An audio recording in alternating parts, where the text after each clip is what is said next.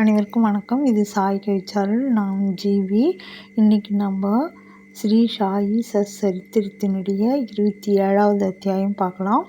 ஒவ்வொரு வியாழக்கிழமையும் ஒவ்வொரு அத்தியாயமாக 26 போன வியாழனோடு முடிச்சிட்டோம். இந்த வியாழன் 27, அடுத்த வியாழக்கிழமை 28வது அத்தியாயம் பார்க்கலாம். நீங்கள் உங்கள் ஃப்ரெண்ட்ஸுக்கு சொல்லி தொடர்ந்து பார்க்குறவங்க சேனலை சப்ஸ்கிரைப் பண்ணிக்கோங்க. வழக்கம் போல் நம்ம இஷ்ட தெய்வங்களை வணங்கிக்கலாம். வாங்க. ஓம் சாய் பாபா போற்றி, ஓம் எம்பெருமானி போற்றி, ஓம் விநாயகமூர்த்தியே போற்றி போற்றி போற்றி. இன்றைக்கி நாம் 27வது அத்தியாயத்தில் என்ன பார்க்க போகிறோம்னா, விஷ்ணு சகஸ்ர நாமம், பாகவதம் இவற்றை கொடுத்து அனுகூலம் செய்தல், தீட்சித்தின் விட்டல் காட்சி, கீதா ரகசியம், காபட்டே. பாபா தமது ஸ்பரிசத்தால் புனிதப்படுத்தி மத சம்பந்தமான நூல்களை பாராயணத்துக்காகவும் இதர விஷயங்களுக்காகவும் பக்தர்களுக்கு அளித்து எங்கனம் அனுகூலம் செய்தார் என்பதை இவ்வத்தியாயம் கூறுகிறது. முதல்ல முன்னுரை. ஒரு மனிதன் கடலில் மூழ்கும்போது எல்லா தீர்த்தங்களிலும் புனித ஆறுகளிலும் நீராடிய புண்ணியம் அவனை வந்து எய்துகிறது. அதே மாதிரியாக ஒரு மனிதன் சத்குருவின் பாதங்களில் அடைக்கலம் புகும்போது அவன் மூவரையும், அதாவது பிரம்மா, விஷ்ணு, மகாதேவரையும் பரபிரம்மத்தையும் வணங்கும் பேறு அவனுக்கு உண்டாகிறது. கற்பகத்தருவும் ஞான சாகரமும் நமக்கு ஆன்ம உணர்வை அளிப்பவருமான ஷாயிக்கு ஜெயம் உண்டாகட்டும். ஓ ஷாயி, தங்களது கதைகள் பால் எங்களுக்கு ஆர்வம் உண்டாகச் செய்யுங்கள். சாதக பறவை மேகங்களினுள் உறையும் நீரை பருகி இன்பமடையும். இதை கற்போரும் கேட்போரும் அதே மனநிறைவு பாங்கில் இவைகளை ஆர்வத்துடன் பருகட்டும்.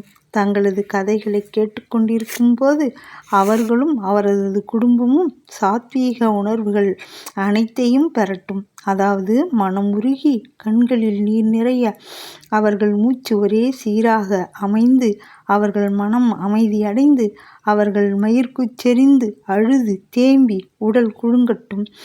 எங்கள் பகைமையும் வித்தியாசங்களும் பெரியனவாயினும் சிறியனவாயினும் மறைந்தொழியட்டும். இவைகள் எல்லாம் நடந்தால் குருவின் கிருபை அவன் மீது மலர்ந்திருக்கிறது என்பது பொருள். இத்தகைய உணர்வுகள் உன்பால் எழும்போது குரு மிக மிக மகிழ்கிறார். ஆத்ம உணர்வு என்னும் லட்சியத்தில் உனக்கு நிச்சயமாக வழிகாட்டுவார். பாபாவிடம் முழுமையான இதயபூர்வமான சரணாகதியை எய்துதலே மாயையின் பிடியிலிருந்து விடுபடுவதற்கு மிகச்சிறந்த வழியாகும். மாயைக்கு அப்பால் வேதங்களால் உன்னை எடுத்து செல்ல முடியாது. சத்குரு ஒருவரே அங்கனம் செய்ய முடியும். பரம்பொருளை எல்லா ஜீவராசிகளிடமும் காண முடியும். அடுத்த தலைப்பு, புனிதமாக்கப்பட்ட நூலை அளித்தல். பாபா உபதேசம் அளிக்கும் பல முறைகளை முந்தைய அத்தியாயங்களில் நாம் முன்னரே கண்டிருக்கிறோம். அவற்றில் ஒரு முறையை இங்கு காண்போம்.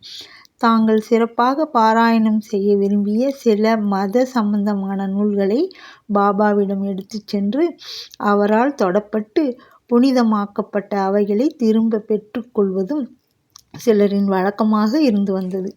அத்தகைய நூல்களை அவர்கள் தினந்தோறும் படிக்கும்போது அவர்களுடன் பாபா இருப்பதாக உணர்ந்தனர். ஒருமுறை காகா மகாஜனி ஏகநாத பாகவதம் புத்தகம் ஒன்றுடன் ஷீரடிக்கு வந்தார். சாமா இந்நூலை படிப்பதற்காக எடுத்து அதை தன்னுடன் மசூதிக்கு எடுத்து சென்று விட்டார். பாபா அதை அவரிடமிருந்து வாங்கி இங்கும் அங்குமாக சில பக்கங்களை புரட்டிவிட்டு சாமாவிடம் திரும்ப அளித்து, இதை நீ வைத்துக்கொள் என்றார். சாமா என்ன சொன்னார்னா, அது காகாவுடையது, அவருக்கு அதை திருப்பி கொடுத்து விட வேண்டும். பாபா சொல்கிறாரு, இல்லை இல்லை, நான் அதை உனக்கு அளித்ததால் நன்மைக்காக உன்னிடமே வைத்துக்கொள், உனக்கு அது பயன்படும். இவ்விதமாக பல நூல்கள் சாமாவிடம் ஒப்படைக்கப்பட்டன. காகா இன்னும் சில நாட்களில் மற்றொரு பாகவதத்துடன் வந்து அதை பாபாவின் கரங்களில் அளித்தார். பாபா அவருக்கு அதை பிரசாதமாக திரும்ப அளித்து அதை நன்றாக பாதுகாக்கும்படியும் அது அவரை நல்ல நிலையில் வைத்திருக்கும் என்றும் கூறினார். காகாவும் அதை வணக்கத்துடன் பெற்றுக்கொண்டார். அடுத்த தலைப்பு, சாமாவும் விஷ்ணு சகஸ்ர நாமமும். ஷாமா பாபாவின் மிக நெருங்கிய பக்தர். விஷ்ணு சகஸ்ர நாமத்தின் ஒரு பிரதியை பிரசாதமாக அவருக்கு அளிப்பதன் மூலம் பாபா அவருக்கு அருள் செய்ய விரும்பினார். ஒருமுறை ஒரு ராம்தாசி பக்தர் ஷீரடிக்கு வந்து அங்கு சில காலம் இருந்தார். அவர் தினந்தோறும் பின்பற்றிய ஒழுங்குமுறை கீழ்வருமாறு.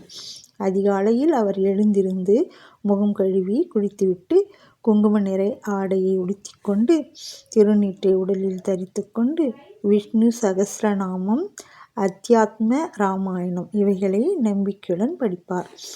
அவர் இவைகளை அடிக்கடி பலமுறை படித்தார். சில நாட்களுக்கு பின்னர் பாபா விஷ்ணு சகஸ்ரநாமத்தை ஷாமாவுக்கு ஆரம்பித்து வைத்து அவருக்கு அருள் செய்ய நினைத்தார். எனவே ராமதாசியை தன் அருகில் அழைத்து, பாபா கூறுகிறேன், நான் தாங்க முடியாத வயிற்று வலியால் அல்லலுறுகிறேன்.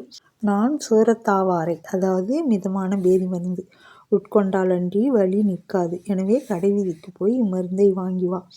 பின்னர் பாபா தமது யதாஸ்தானத்தில் இருந்து இறங்கி ராமதாசி படித்து கொண்டிருந்த இடத்துக்கு வந்து விஷ்ணு சகஸ்ரநாமாவை எடுத்து தமது இடத்துக்கு வந்து சாமாவிடம், ஓ சாமா, இப்புத்தகம் மிகவும் பலனுள்ளது. எனவே இதை உனக்கு பரிசளிக்கிறேன். ஒரு முறை நான் தீவிரமாக கஷ்டப்பட்டேன். எனது இதயம் துடிக்கத் தொடங்கி என் உயிர் மிகவும் ஆபத்தான நிலையில் இருந்தது. அத்தகைய தருணத்தில் நான் இந்நூலை எனது மார்போடு வைத்து அணைத்து கொண்டேன். அப்போது சாமா, அது எத்தகைய ஆறுதலை அளித்தது! அல்லாவே என்னை காப்பாற்ற கீழிறங்கி வந்தார் என்று நினைத்தேன். எனவே இதை உனக்கு கொடுக்கிறேன். மெதுவாக படி. தினந்தோறும் குறைஞ்சபட்சம் ஒரு நாமத்தையாவது படி. அது உனக்கு நன்மை செய்யும். சாமா சொன்னார், அது எனக்கு வேண்டாம். அதன் சொந்தக்காரரான ராம்தாசி ஒரு பைத்தியம், பிடிவாதக்காரன், கோபக்காரன். நிச்சயம் என்னுடன் சண்டைக்கு வருவான். மேலும் நான் ஒரு பட்டிக்காட்டான். ஆதலால் எனக்கு இந்நூலிலுள்ள சமஸ்கிருத எழுத்துக்கள் படிக்க தெரியாது என்றார். சாமா பாபா தமது இச்செய்கையின் மூலம் தன்னை ராமதாசிக்கு எதிராக கிளப்பிவிடுவதாக நினைத்தார். பாபா அவருக்காக என்ன நினைத்தார் என்பதை பற்றி எண்ணமே அவருக்கில்லை. சாமா ஒரு பட்டிக்காடாக இருந்தபோதும் அவருடைய நெருங்கிய பக்தராகையால் இந்த விஷ்ணு சகஸ்ரநாமத்தை அவர் கழுத்தில் சூட்டி உலக துன்பங்களிலிருந்து அவரை காக்க பாபா எண்ணியிருக்க வேண்டும். கடவுள் நாமத்தின் சக்தி யாவரும் அறிந்ததே. அது நம்மை எல்லா பாவங்களிலிருந்தும் காப்பாற்றி பிறப்பு இறப்பு சுழலினின்றும் நம்மை விடுதலையாக்குகிறது. இதைவிட சுலபமான சாதனம் வேறெதுவும் இல்லை. நம் மனதை மிகச்சிறந்த முறையில் அது தூய்மைப்படுத்துகிறது. அதற்கு எவ்வித சடங்கு முறைகளோ தடையோ கிடையாது. அது அவ்வளவு சுலபம், அவ்வளவு பயனுள்ளது. சாமா இந்த சாதனையில் ஆர்வம் கொள்ளாதவராயிருப்பினும் பாபா இதைத்தான் சாமாவை செய்யும்படி விரும்பினார். எனவே பாபா அதை அவர் மேல் திணித்தார். ஏகநாத மகாராஜ் இம்மாதிரியாகவே ஒரு ஏழை பிராமணனிடம் விஷ்ணு சகஸ்ரநாமத்தை திணித்து அவனை காப்பாற்றினார் என்று வெகு நாட்களுக்கு முன்பே கூறப்பட்டிருக்கிறது. விஷ்ணு சகஸ்ரநாமத்தை பாராயணம் செய்வதும் மனதை தூய்மைப்படுத்துகின்ற திறந்த அகலமான வழியாகும். எனவே பாபா இதைத்தான் சாமாவிடம் திணித்தார். ராம்தாசி சூரத்தாவரை விதைகளுடன் உடனே திரும்பினார். அங்கிருந்த அண்ணாசிஞ்சனிகர் நாரதர் வேலை செய்ய விரும்பி நடந்ததெல்லாம் அவரிடம் உரைத்தார். ராம்தாசி உடனே கோபத்தால் குதித்தார். தனது முழு வெறியுடன் சாமாவிடம் இறங்கி வந்தார். தனக்கு வயிற்று வலி என்ற பெயரில் மருந்து வாங்கி வர அவரை அனுப்பும்படி பாபாவை தூண்டிவிட்டது சாமாதான் என்றும் இவ்வாறாக அவரது புத்தகத்தை எடுத்து கொண்டார் என்றும் கூறினார். சாமாவை அவர் திட்டவும் செய்து அவர் புத்தகத்தை திருப்பி தரவில்லையானால் அவர் முன் தன் மண்டையை உடைத்து கொள்ளப் போவதாக கூறினார். சாமா அமைதியாக அவருடன் எதிர்த்து பார்த்தார். அது பயனளிக்கவில்லை. பின் பாபா அவரை நோக்கி, ஓ ராம்தாசி, என்ன விஷயம்? ஏன் இவ்வளவு கலங்கி போயிருக்கிறாய்? சாமா நம் பையன் இல்லையா? வீணாக அவனை ஏன் திட்டுகிறாய்? இவ்வளவு சண்டை போடும் ஆளாக நீ எப்படி இருக்கிறாய்? மிருதுவான இனிமையான மொழிகளை பேச உன்னால் முடியாதா? நீ தினந்தோறும் இந்த புனித நூல்களை படிக்கிறாய். எனினும் உன் மனது தூய்மையற்றதாயும் உனது உணர்வுகள் கட்டுப்பாடில்லாமலும் இருக்கின்றன. நீ என்ன ராமதாசி? போ, இவைகள் எல்லாவற்றிலும் நீ பற்றற்று கவனமின்றி இருக்க வேண்டும். இந்த புத்தகத்தை நீ இவ்வளவு அதிகமாக விரும்புவது வியப்பாயில்லை. உண்மையான ராமதாசிக்கு மமதா அதாவது பற்று இருக்கக்கூடாது. ஆனால் சமதா எல்லோரையும் ஒன்று என பாவிக்கும் பண்பு இருக்க வேண்டும். சாமா பையனுடன் ஒரு புத்தகத்துக்காக மட்டும் நீ சண்டை செய்து கொண்டிருக்கிறாய். போ, உன்னிடத்தில் அமர்ந்து கொள். பணம் கொடுத்தால் ஏராளமாக புத்தகங்கள் கிடைக்கும். ஆனால் மனிதர்கள் கிடைக்க மாட்டார்கள். நன்றாக நினைத்து பார்த்து தயவுள்ளவனாய் இரு. உன் புத்தகம் என்ன மதிப்பு பெறும்? சாமாவுக்கு அதை பற்றி கவலை இல்லை. நான் தான் அதை எடுத்து அவனிடம் கொடுத்தேன். உனக்கு அது மனப்பாடமாக தெரியும். சாமா அதை படித்து பலனடைய வேண்டும் என்று நான் எண்ணினேன். எனவே நான் அதை அவனிடம் கொடுத்தேன் என்றார். பாபாவின் மொழிகள் எவ்வளவு இனிமையாக இருக்கின்றன. அவைகளின் பலன் ஆச்சரியமானது. ராமதாசி அமைதியானார். சாமாவிடம் அதற்கு பதிலாக பஞ்சரத்னி கீதை ஒன்றை எடுத்துக்கொள்வதாக கூறினார். சாமா அதிக சந்தோஷமடைந்து, ஒன்று ஏன், பதிலாக உனக்கு 10 பிரதிகள் தருகிறேன் என்று கூறினார். முடிவாக இவ்விஷயம் சமாதானத்துக்கு வந்தது. எந்த கடவுளை அறிய வேண்டும் என்று அவர் கவலைப்பட்டது கிடையாதோ அவரை பற்றிய விஷயங்கள் அடங்கியுள்ளன. பஞ்சரத்னி கீதையை ராமதாசி கேட்டது ஏன்? தினந்தோறும் மசூதியில் பாபாவின் மத புத்தகங்களை படித்த ராமதாசி சாமாவிடம் அவர் முன்னிலையிலேயே சண்டை செய்வானேன் என்ற கேள்விகளை எல்லாம் கருதுங்கால் பழியை யாரிடமும் ஒதுக்குவது என்பதையும் யாரை திட்டுவது என்பதையும் நாம் அறியோம். இந்நிகழ்ச்சி நடந்திராவிட்டால் ஈஸ்வர நாமத்தின் மகிமை, விஷ்ணு சகஸ்ரநாம பாராயணம் ஆகிய விஷயங்கள் எல்லாம் சாமாவின் அறிவிற்கு எட்டி இருக்காது என்பதை மட்டும் நாம் அறிவோம். எனவே பாபாவின் கற்பிக்கும் முறையும் ஆரம்பித்து வைக்கும் முறையும் விசேஷமானது என்று நாம் காண்கின்றோம்.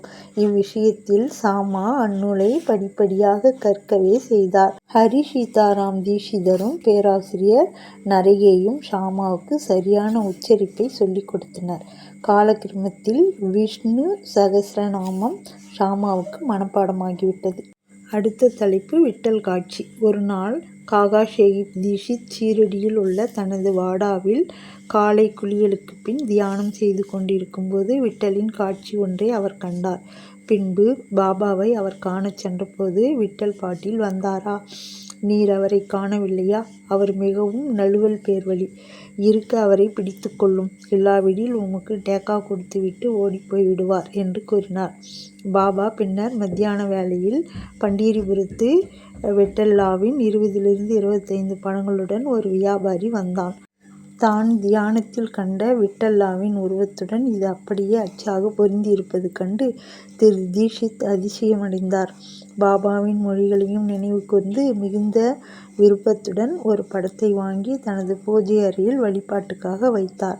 அடுத்தது கீதா ரகசியம். பிரம்ம வித்தையை கற்பவர்களை பாபா எப்போதும் நேசித்தார், அவர்களை ஊக்குவித்தார். உதாரணத்திற்கு ஒரு முறை பாபு சாஹேப் ஜோக் ஒரு பார்சலை பெற்றார். லோகமான்ய திலகர் எழுதிய கீதா ரகசியத்தின் ஒரு பிரதி அதனுள் இருந்தது. தனது அக்குளில் அதை வைத்தவாறு மசூதிக்கு வந்து அவர் பாபாவின் முன் வீழ்ந்து பணிந்தபோது பார்சல் பாபாவின் பாதத்தில் சென்று விழுந்தது. பாபா அது என்ன என்று விசாரித்தார். அவ்விடத்திலேயே பார்சல் உடைக்கப்பட்டு அப்புத்தகம் பாபாவின் கரத்தில் வைக்கப்பட்டது. இங்கும் அங்குமாக அதன் சில பக்கங்களை அவர் புரட்டிவிட்டு தமது பையில் இருந்த 1 ரூபாயை எடுத்து அதன் மீது வைத்து அதை ஜோக்கிடம் அளித்து, இதை முழுமையும் படி, உனக்கு நன்மை விளையும் என்றார். அடுத்த தலைப்பு திருமதி அண்டு திரு காபர்டே. காபர்டேயை பற்றிய விளக்கங்களுடன் இவ்வத்தியாயத்தை நாம் முடிப்போம். ஒருமுறை தாதா சாஹேப் காபர்டே தனது குடும்பத்துடன் ஷிரடிக்கு வந்து சில மாதங்கள் தங்கியிருந்தார். அவர் தங்கியிருந்த டைரி ஸ்ரீ சாயி லீலா பத்திரிகை வால்யூம் 1 ஆங்கிலத்தில் பதிப்பிக்கப்பட்டிருக்கிறது. தாதா சாஹேப் சாதாரண மனிதர் அல்ல. அவர் அமராவதியின் மிகப்பெரிய பணக்காரர், மிகவும் புகழ்பெற்ற அட்வொகேட்டும் டெல்லி கவுன்சிலின் அங்கத்தினர்களுள் ஒருவரும் ஆவார். மிகவும் புத்தி சாதுரியமும் மிகச்சிறப்பான பேச்சாளரும் ஆவார். ஆயினும் பாபாவின் முன் வாய் திறக்க அவருக்கு தைரியம் இல்லை. பெரும்பாலான பக்தர்கள் பாபாவுடன் அடிக்கடி பேசி விவாதித்தனர். ஆனால் காபர்டே நூல்கர், புட்டி ஆகிய மூவர் மட்டும் எப்போதும் மௌனமாக இருந்தனர். அவர்கள் சாந்தம், எளிமை, பொறுமை, நற்பண்பு வாய்க்கப்பட்டவர்கள். தாதா சாஹேப் மற்றவர்களுக்கு பஞ்சதசியை, அதாவது புகழ்பெற்ற வித்யாரண்யரால் இயற்றப்பட்ட அத்வைத தத்துவத்தை பற்றிய பிரசித்தமான சமஸ்கிருத நூல் படித்து விளக்கம் செய்யும் வல்லமை உடையவர். அவர் மசூதிக்கு பாபாவின் முன் வந்து பிறகு ஒரு வார்த்தை கூட பேச மாட்டார். வேதங்களில் கூட ஒருவன் எவ்வளவுதான் கற்று தேறி இருப்பினும் பிரம்மத்தை அறிந்தவர் முன் உண்மையிலேயே மங்கி விடுகிறான். ஆன்ம அறிவின் முன் கல்வி பிரகாசிக்க முடியாது. தாதா சாஹிப் 4 மாதங்கள் தங்கியிருந்தார். ஆனால் அவர் மனைவியோ 7 மாதங்கள் தங்கியிருந்தார். இருவரும் தங்களின் ஷீரடி வாசத்தை பற்றி மிகவும் மகிழ்ச்சி அடைந்தனர். திருமதி காபர்டே பாபாவின் விசுவாசம், பக்தி, ஆழ்ந்த அன்பு இவைகளை கொண்டிருந்தாள். ஒவ்வொரு மதியமும் மசூதிக்கு அவளே பாபாவுக்கு நைவேத்தியத்தை எடுத்து வருவாள். அது பாபாவால் ஏற்றுக்கொள்ளப்பட்ட பின்புதான் அவள் உண்ணச் செல்வாள். அவளது நிதானமான உறுதியான பக்தியை மற்றவர்களுக்கு காட்ட பாபா விரும்பினார். ஒரு நாள் அவள் ஷாஞ்சா, அதாவது கோதுமை பலகாரம், பூரி, சாதம், சூப், சர்க்கரை பொங்கல், வற்றல் இவைகளுடன் மசூதிக்கு வந்தாள். வழக்கமாக மணிக்கணக்கில் காக்கும் பாபா உடனே எழுந்திருந்து தனது சாப்பாட்டு இடத்திற்கு சென்று பாத்திரத்தின் மூடியை எடுத்துவிட்டு ஊக்கத்துடன் அவைகளை உண்ணத் தொடங்கினார். சாமா, ஏன் இந்த பாரபட்சம்? மற்றவர்களின் உணவை வீசி எறிந்துவிட்டு அவைகளை கண்ணெடுத்து பார்ப்பதற்கும் கவலை கொள்ளாமல் இருக்கிறீர்கள். ஆனால் இதையோ தாங்களே ஊக்கத்துடன் வாங்குகிறீர்கள். அதற்கு நியாயம் செய்யுங்கள். இப்பெண்மணியின் பலகாரங்கள் மட்டும் ஏன் அவ்வளவு இனிமையாக இருக்கின்றன? இது எங்களுக்கெல்லாம் ஒரு பிரச்சனையாக இருக்கிறது. இப்போது பாபா கூறுகிறார், உண்மையிலேயே இவ்வுணவு அசாதாரணமானதுதான்.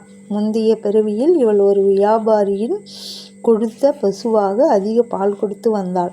பின்னர் அவள் மறைந்து ஒரு தோட்டக்காரன் குடும்பத்திலும் பின்னர் சத்திரிய குடும்பத்தில் ஒன்றிலும் பிறந்து ஒரு வணிகனை திருமணம் செய்து கொண்டாள். பின்னர் ஒரு பிராமண குடும்பத்தில் பிறந்தாள்.